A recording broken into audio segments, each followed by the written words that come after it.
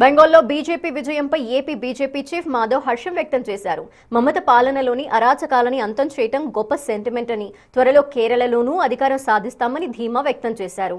తెలంగాణ పర్యటనలో ప్రధాని మోదీ కీలక విషయాలు వెల్లడిస్తారని ఏపీ బీజేపీ చీఫ్ మాధవ్ అన్నారు.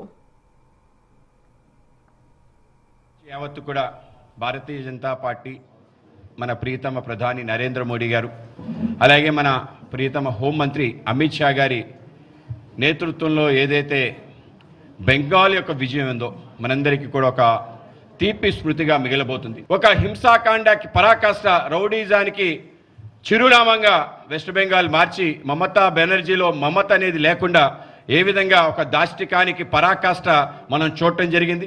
ఇంత దారుణంగా ఒక స్త్రీ జిగజారుతుందా అనే విషయాన్ని మొత్తం వీస్తుపోయే విధంగా అనేక రకాల అరాచకాలకి రాజ్యమేలుతున్న రాజ్యంలో మనం గెలవాలి అంటే అటువంటి ఒక దృఢ చిత్తం, ప్రతి వ్యక్తి యొక్క కష్టం, ఆ విధంగా అందరూ కలిసి శ్రమపడి ఇవాళ వెస్ట్ బెంగాల్ గడ్డలో మనం ఉండటం ప్రపంచ యావత్తు కూడా